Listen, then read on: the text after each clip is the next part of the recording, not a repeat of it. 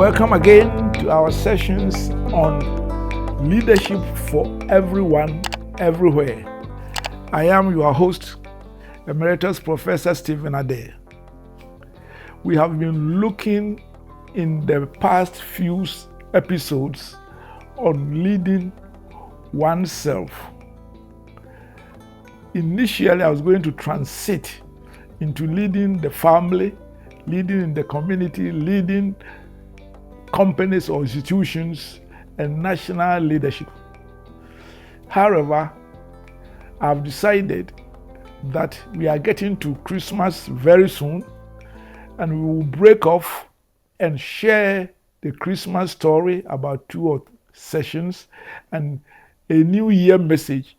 So I will go to the other leadership issues, leading your family, leading community, institutional leadership, which a lot has been written about, and political leadership when we begin the next year. Therefore, I'm going to spend the next 2 episodes on 2 matters, which, because they were too big, I was going to leave them for a whole series on their own. But they pertain to leading oneself. And therefore, I want to take them one now and one next week. One has to do with managing your money as a leader, managing your money, personal money. Remember, we are dealing with leading oneself.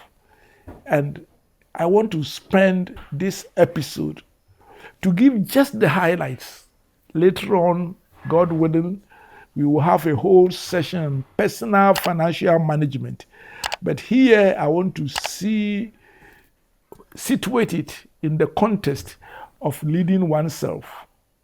The next episode will conclude our leading oneself by looking at managing your time as a leader. So my topic today is leading oneself, managing your personal finances or managing your money. Those who know me know that I've written several books on personal financial management. One ways to find the money to save and invest. Another book of mine is Investment Opportunities for Almost Every Ghanaian. There's another book, which was my first, is 12 Keys to Financial Success. I have another book on Christians and wealth creation. I'm not going to major on any of these because they will be relevant if we were having a series on personal finances. Today, I just want to give only an outline. And those who have my book, Managing Your Life, you can follow me on chapter 4, titled Managing Your Money. And there's a quotation of mine at the top of it is that being poor should not be by choice. Being poor should not be by choice. It is quite important that if you are a leader, you learn to manage your personal finances well.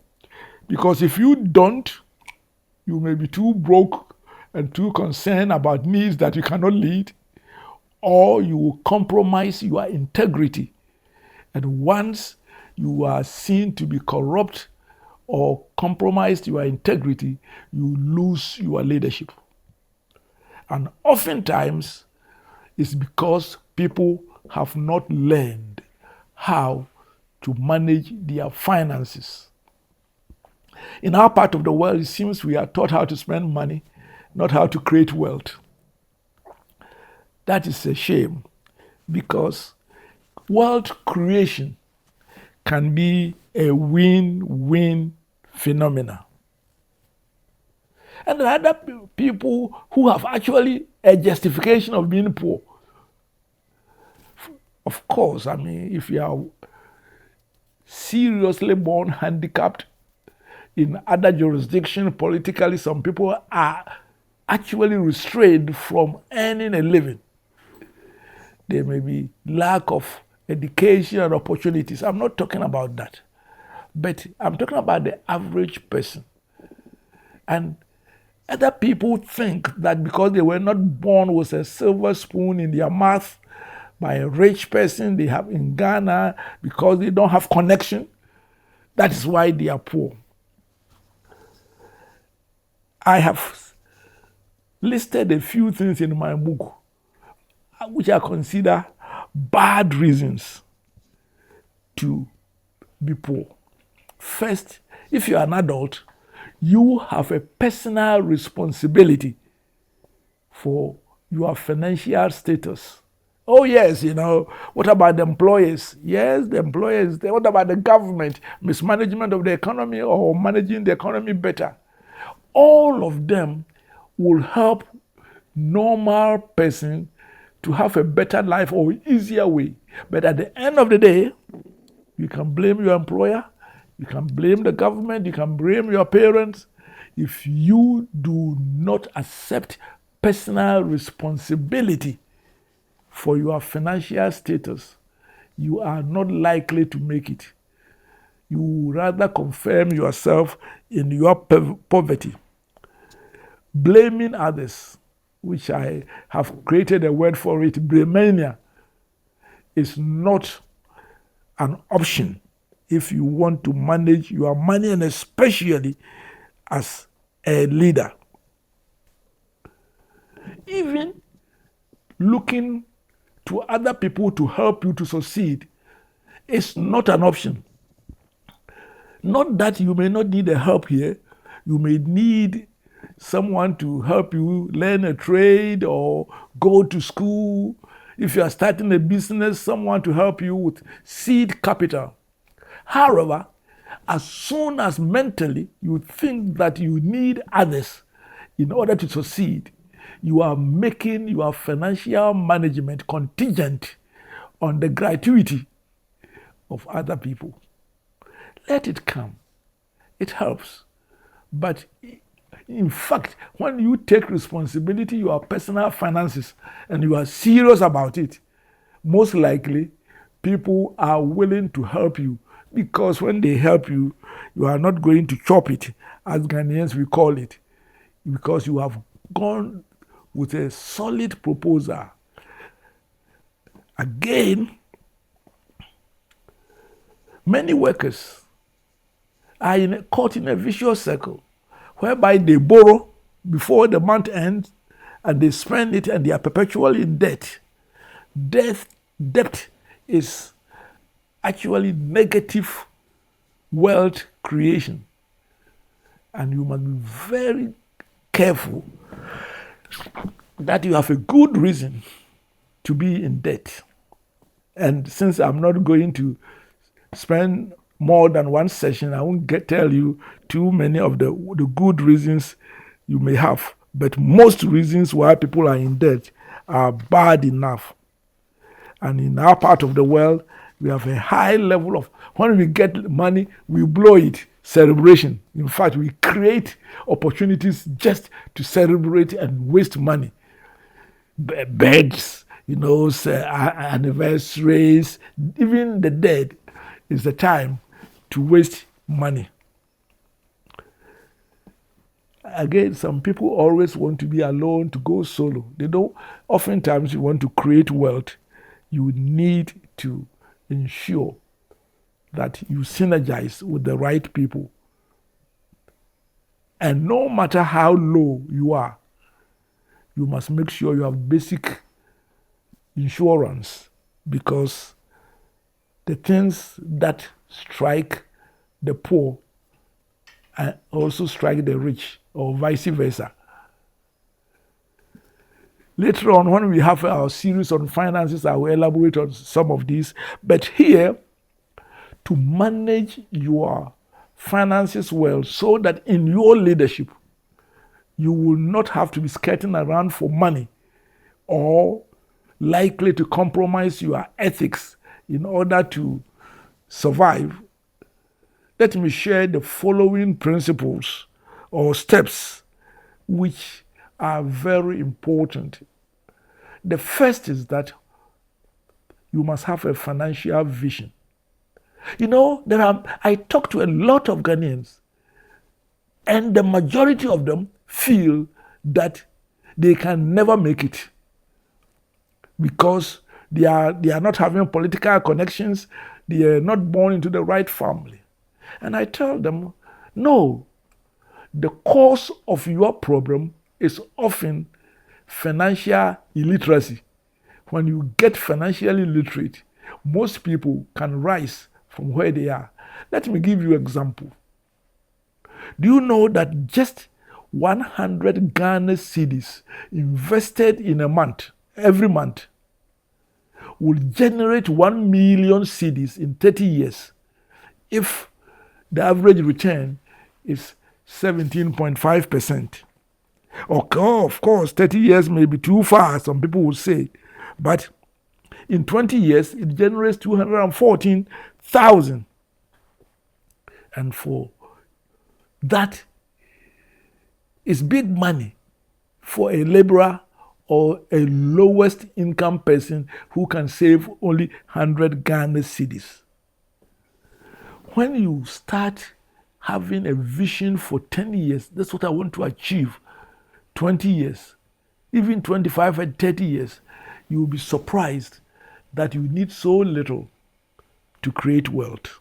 So that is my step one. Have a financial vision. The second step is translate that vision in time-bound, specific, measurable goals. For example, if you want to generate a young man, one of 20, you want to generate 250,000 at the age of 50. All that you require is just 100 Ghana cedis a month investment. And you must translate that one. And of course, you can use compound interest table, which is now, you don't need to be a mathematician. If you go to your Google and then you put in, if I want to accumulate 250,000 cedis, giving an average interest rate of about, say, 15%, how much will I get in 20 years? And immediately it will pop up. So therefore, you don't need Professor Adei to help you. And most of the people listening to me are having a powerful tool in your hands. But have a goal. Translate it to measurable steps, what you are going to. Wherever you are and however poor you are, avoid consumer debt, borrowing to chop. Because if you borrow, you are actually, you say you are poor today, but you are borrowing what you will earn tomorrow to chop today. In my worst moments, I tell people, if you don't have money, fast in the day rather than borrow to eat. Fortunately, none of us will die without eating. Of course, I'm joking, that's an extreme. Many people think that when they borrow to buy clothing and other things, food and the right, they are improving their standard of living. No, you are reducing your standard of living. And it's said, which now I think we should generalize it. They can say that we are seeing fatakaniba. There was disgrace that's not be fit and a can. I think that it's a Ghanaian. So that applies to everybody.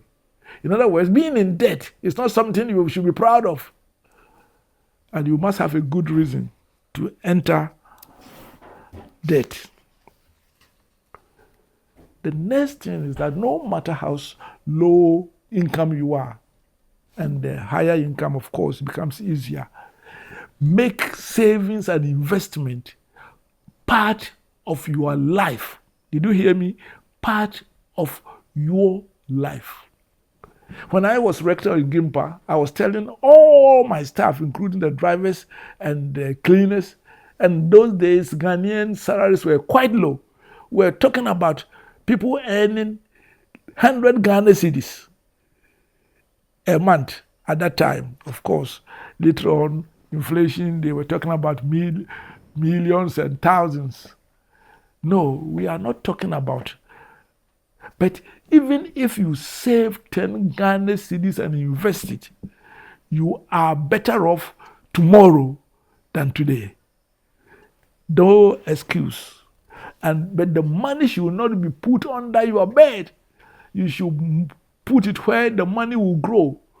And you must, don't even give it to your bank.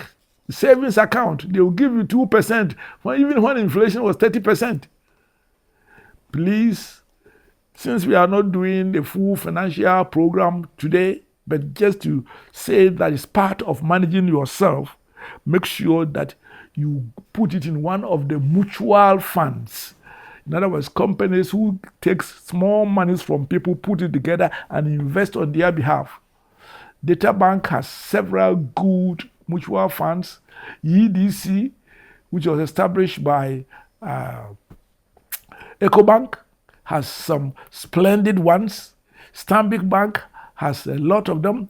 HFC, there are on the market at least 35 mutual funds to choose from. And you don't need to be an expert. If you go to any of their offices, Petra and all of them, they will help you to set up an investment account which is likely to yield a lot. Again, I'm not going to go into the details here, but please, young people, don't try to beat the system to get rich quickly. Invariably, it will kill you. There are only 3 people in Ghana I see, they are thieves. And unfortunately, our politicians happens to be the next category. Overnight, they become rich. And now we have galamseyers. Listen, these are not the other way. The ordinary person cannot get rich by this means. They can only get rich slowly by savings and investment. And then compound interest will work for you over the years. And you will find that you can change your financial position. All that I'm saying, and there will be a series on personal financial management, is this. If you messed up your personal finances, you are likely not to be able to lead yourself well, neither your family, let alone win the respect of others to follow you. And in all this, please show integrity. Don't sacrifice your integrity in making money. Don't sacrifice your marriage, your family life. If you're a Christian, your fellowship with other Christians. And above all, please, the Bible says it shall not profit any man to gain the whole world and lose his own soul. Money is important for your personal leadership and leading others, but it should not be the determinant of the direction of your life.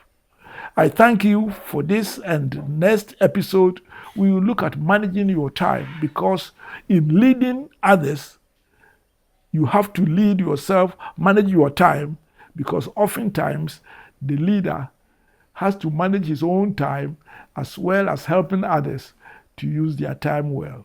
Shalom, and may the Lord be with you as we wait the conclusion of leading oneself in the next episode.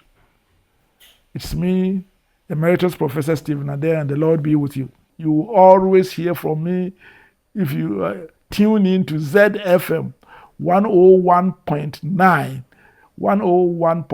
ZFM every Saturday at 8:30.